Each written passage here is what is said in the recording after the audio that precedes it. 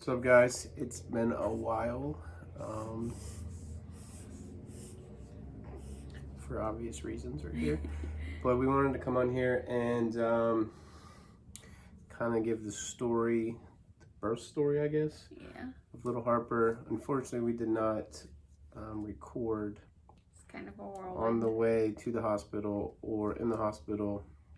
It's kind of one of the things that I wish we would have done, but so it's her due date was on the 29th. September 29th. Let me talk. Fine, good. September 29th. So 29th came and went. No baby. September 30th came. I did schedule to be induced though on Yeah. the 29th. Or no, On the the 30th. 5th. The 30th I had my appointment. Yes, so she had an appointment earlier than the 30th. And she did schedule to be induced. That was going to happen on October the 5th.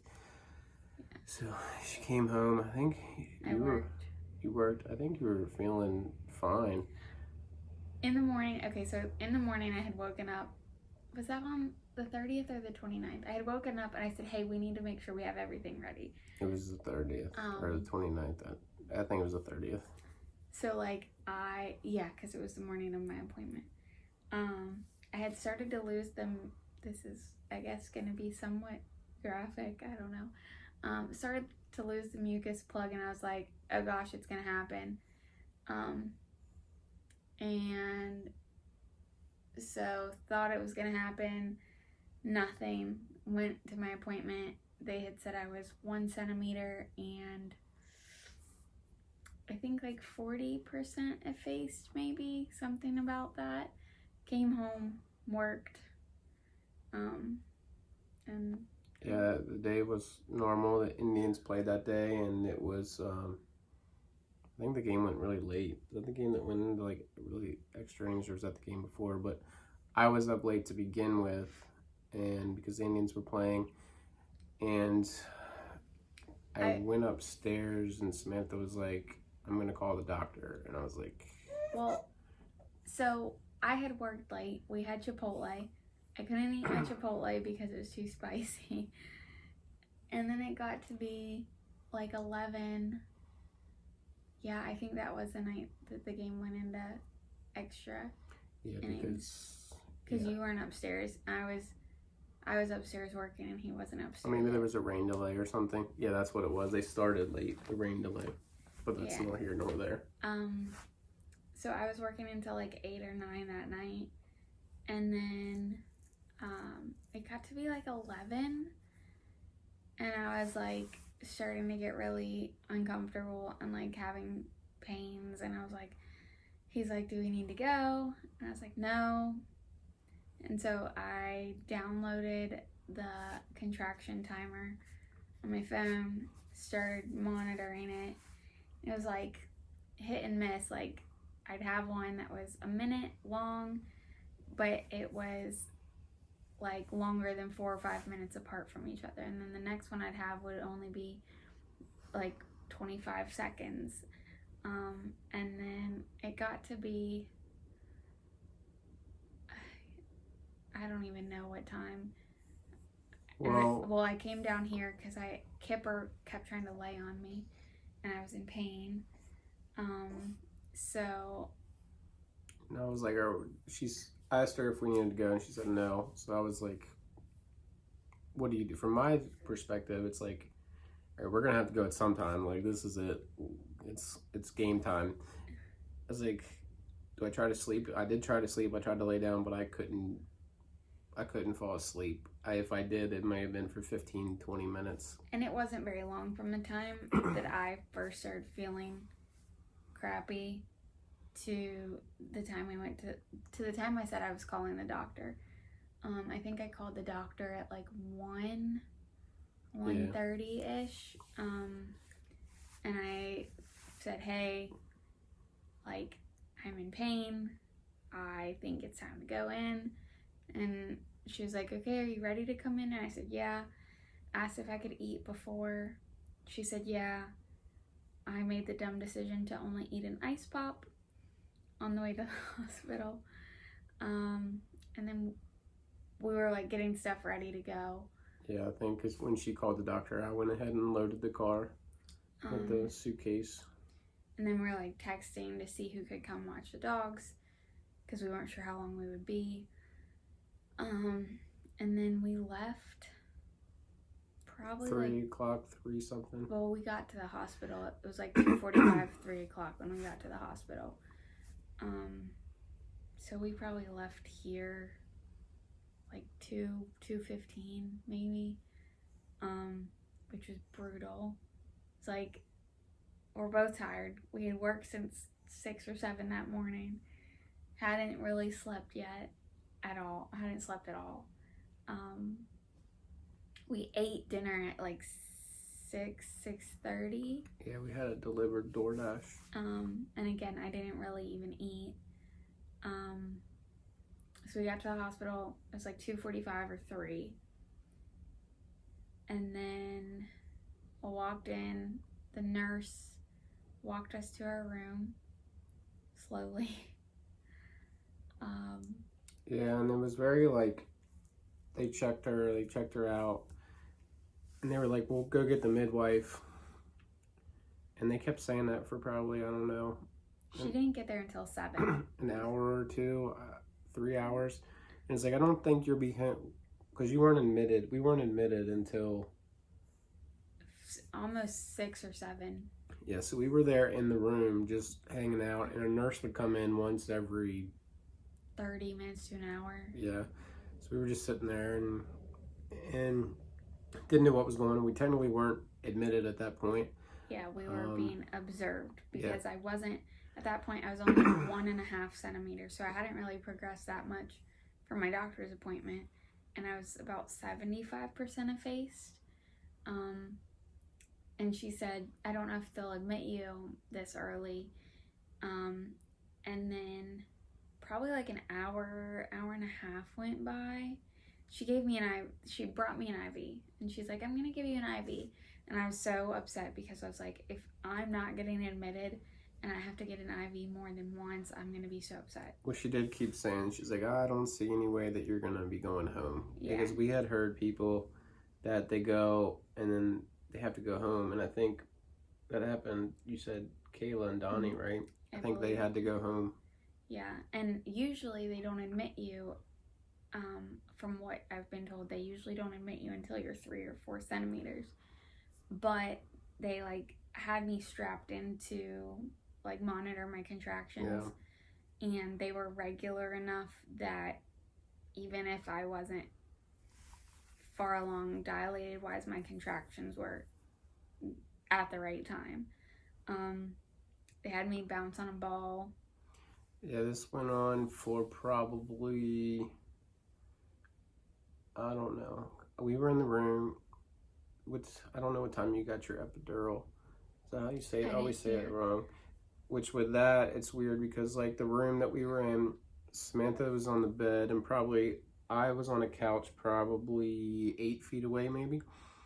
And when they came in to give the epidural, they said that I was in the sterile zone, even though I was 8 feet away. So they made me get up and go behind the curtain where the door is, which was only like 4 feet away, which didn't make sense to me, but I guess I was behind a curtain. But anyway, I left the room at that point because I didn't really want to see the needles or anything. Yeah, and before that, so the midwife got there around 7.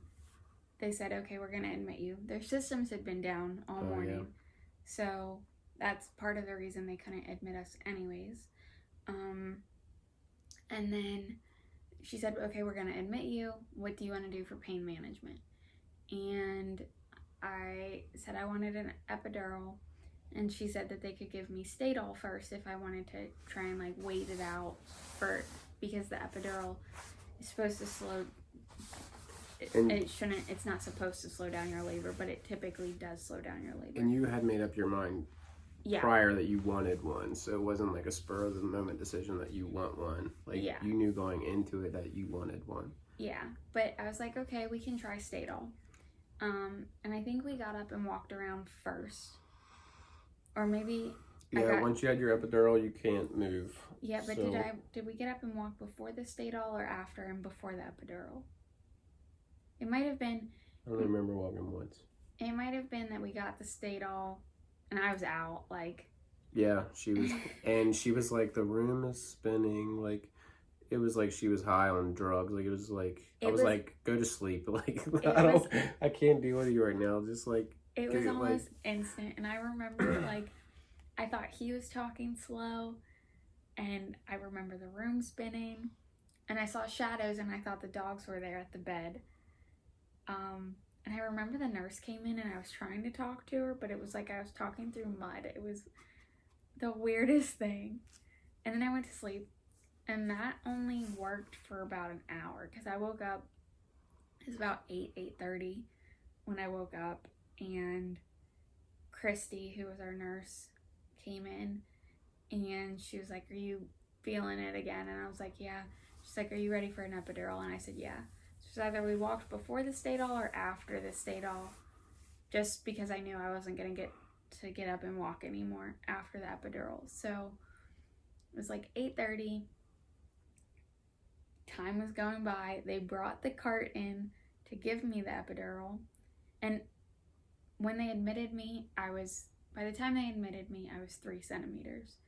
So within 6 hours-ish, or no, 3 to 7, 4 hours, I got to 3 centimeters. So then they brought the cart in for the epidural, but they have to wait for all these people and all this paperwork and orders to go in for it.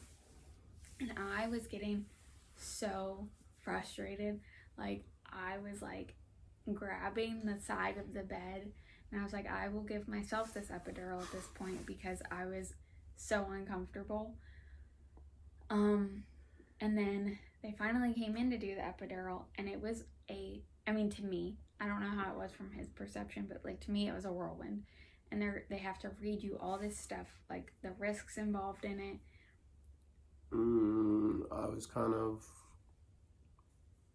I'm very faint of heart. Weak, what do you say? My stomach, I'm very wheezy. So I was kind of, like I was like zoning out at that point. Like I knew what they were going to read to you and all that stuff, and because I had kind of done some research before about it, and I did not. I ended up just leaving the room. I had to go to the bathroom, and it worked out. I couldn't go where the bathroom was in our room because of what they were doing, so I left the room and came back. Yeah. But that was at like, I don't know, what did you say, 9 or 10? It was like 10:30. And then I still hadn't ate since Chipotle the night before. And at that point, I don't think you could eat, even though they kept bringing in food for you. It was liquid, so it was like, I got the epidural, which so they put me on the side of the bed. They gave me the epidural, and then they told me I had to get back in the bed, and I went to lift my legs, and it was like dead weight. Like, it was both legs almost instant. Like, it was like if you sit on your legs and they fall asleep. That's kind of what it feels like. From that point, unless you want to say anything else about that. But after that, they brought me like beef broth or chicken broth or something. You didn't really eat anything Jello, that they brought. Italian ice. They did bring me, so the Italian ice I tried to eat because like I just needed something, and they brought me water. But I kept getting sick because I have sensitivity to lidocaine, and that's what they use to numb you.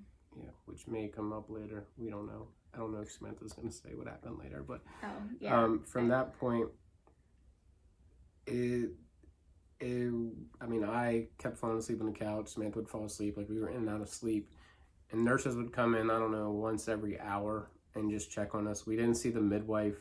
We saw the midwife at like 7, and then we didn't see another one until it was time to go. It was time to go. And they kept saying she'd be in, but she was stuck in labor with somebody else. Yeah, so it was like, just stop saying she's gonna be in, like. Yeah, like just check on us, make sure we're doing okay.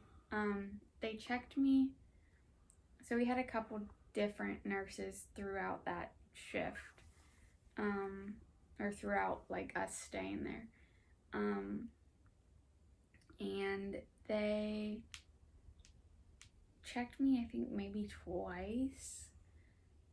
They looked at my contractions. I didn't even know I was still having contractions. I thought they gave me the epidural and everything stopped. And I was so worried. I was like, they're going to have to give me more medicine to get this going. Yeah, because they kind of took it off. Like, we could hear it.